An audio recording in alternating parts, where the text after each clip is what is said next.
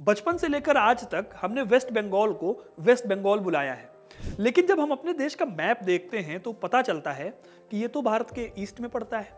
हमारी आज की जनरेशन ने तो बस यही जाना है, लेकिन क्या कभी ईस्ट बंगाल के बारे में सोचा है आपने? कहाँ गया ईस्ट बंगाल? और अगर हमारे देश में है ही नहीं तो क्यों नहीं हम इसको बंगाल ही कह देते हैं? तो आखिर बंगाल को पश्चिम बंगाल कहा क्यों जाता है?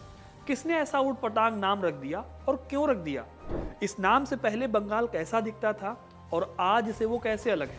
इन सब के पीछे इतिहास में एक कहानी है। कहानी है विभाजन की, जिसने एक हिस्से को एक देश बना दिया तो दूसरे हिस्से को उसका सही नाम भी नहीं मिल पाया।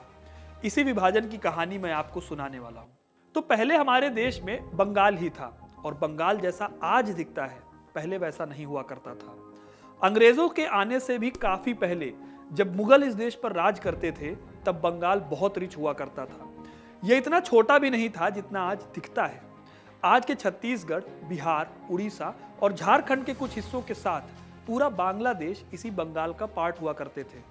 बंगाल को मुगलों ने एक इंडस्ट्रियल हब की तरह डेवलप किया था। यहाँ के जंगलों को काटकर अकबर ने बड़े बड़े खेत बनवाए। इस स्टेट को उसने कॉटन और सिल्क इंडस्ट्री का सेंटर पॉइंट बनाया। मुगलों के टाइम पर बंगाल का सिल्क और कॉटन पूरे यूरोप में बिकता था। मार्को पोलो ने भी अपने अकाउंट्स में बंगाल के कॉटन की तारीफ की थी। यही नहीं, यहाँ का चावल भी काफी फेमस था और दुनिया भर में बिका करता था। कुल मिलाकर बंगाल अकेले ही एक देश बनने की कैपेबिलिटीज रखता था। इसीलिए मुगल इकोनॉमी इस पर काफी डिपेंडेंट थी। मुगलों के खजाने में काफी बड़ा अमाउंट बंगाल का हुआ करता था। लेकिन जैसा कि पूरे देश के साथ हुआ, वही यहाँ पर भी हुआ। अंग्रेजों के आने के बाद से यहाँ बदलाव आने लगे। जब 1757 में प्लासी और 1762 में बक्सर की लड़ाई के बाद बंगाल अंग्रेजों के कब्जे में आया तो इन्होंने यहाँ लूटपाट शुरू कर दी। मुगलों ने बंगाल को डेवलप करने के लिए पहले इन्वेस्ट किया था, लेकिन ब्रिटिश ऐसा कुछ नहीं कर रहे थे। उन्हें बस प्रॉफिट कमाने से मतलब था। इसीलिए जो बंगाल कभी मुगलों के टाइम पर सोने की मुर्गी हुआ करता था, वही बंगाल अंग्रेजों के टाइम पर बोझ बन गया। खेती से लेकर हैंडलूम इंडस्ट्री तक सब बर्बाद हो गए। साल 1900 आते आते बहुत कुछ बदल गया था। बंगाल 6 बार अकाल झेल चुका था, जिसमें करोड़ों लोग मारे जा चुके थे। इसी बंगाल में आज़ादी की आवाज़ भी उठने लगी थी। यहाँ पढ़ी लिखी कम्युनिटी थी, जिसमें रविन्द्रनाथ टैगोर, राजा राम मोहन रॉय और ईश्वर चंद्र विद्यासागर जैसे इंटेलेक्चुअल्स थे। यहाँ हिंदू मुस्लिम एकता थी, जिसके दम पर पूरा बंगाल अंग्रेजों के खिलाफ 1857 जैसी बगावत कर सकता था। इन सभी को देखते हुए बंगाल की संगठित ताकत को कमजोर करना अंग्रेजों के लिए जरूरी हो गया था, और इस काम को अंजाम देने के लिए प्लान बनाया गया। 1905 में बंगाल के 2 हिस्से कर दिए गए। एक हिस्सा पूर्वी बंगाल था और दूसरा हिस्सा पश्चिम बंगाल। लेकिन ये बंटवारा बहुत सोच समझकर किया गया था। ईस्ट बंगाल में ज्यादातर मुस्लिम पॉपुलेशन थी, वहीं वेस्ट बंगाल में ज्यादातर हिंदू आबादी थी। इस तरह अंग्रेज हिंदू मुस्लिम एकता में फूट डालना चाहते थे।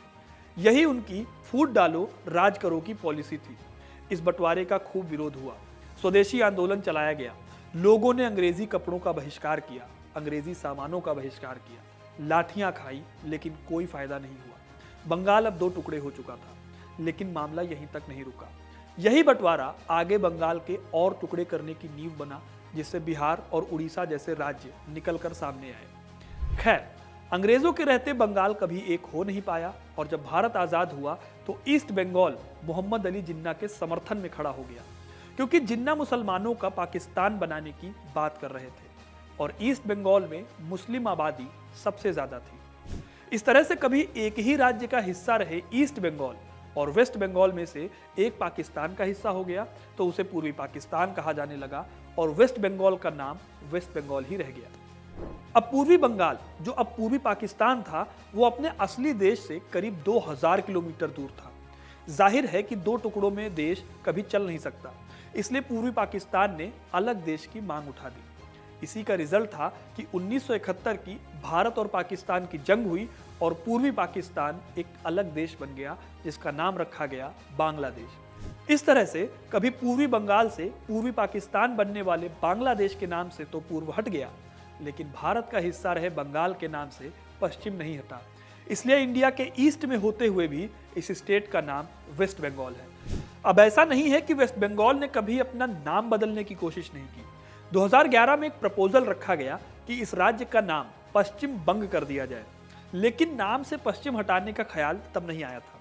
बाद में 2016 में वेस्ट बंगाल की असेंबली ने स्टेट का नाम इंग्लिश में बंगाल और बंगाली में बांग्ला करने का एक प्रपोजल पास किया, लेकिन इस प्रपोजल का कांग्रेस और बीजेपी दोनों ने विरोध किया। वहीं सेंट्रल गवर्नमेंट ने भी ये कहकर इस प्रपोजल को रिजेक्ट कर दिया कि एक स्टेट का नाम एक ही लैंग्वेज में हो सकता है, 2 या 3 लैंग्वेजेस में नहीं। तो ये थी कहानी कि कैसे एक विभाजन ने पूर्व में होते हुए भी एक राज्य के नाम में पश्चिम लगा दिया, जो आज तक नहीं हट पाया है। अब पश्चिम बंगाल के नाम से पश्चिम कब हटेगा, ये देखने वाली बात होगी। बाकी आपको पश्चिम बंगाल की ये कहानी कैसी लगी, हमें कमेंट करके जरूर बताइएगा। वीडियो को लाइक और शेयर करना ना भूलें और ऐसे इंटरेस्टिंग स्टोरीज के लिए हिस्ट्री कनेक्ट को सब्सक्राइब करना ना भूलें। धन्यवाद।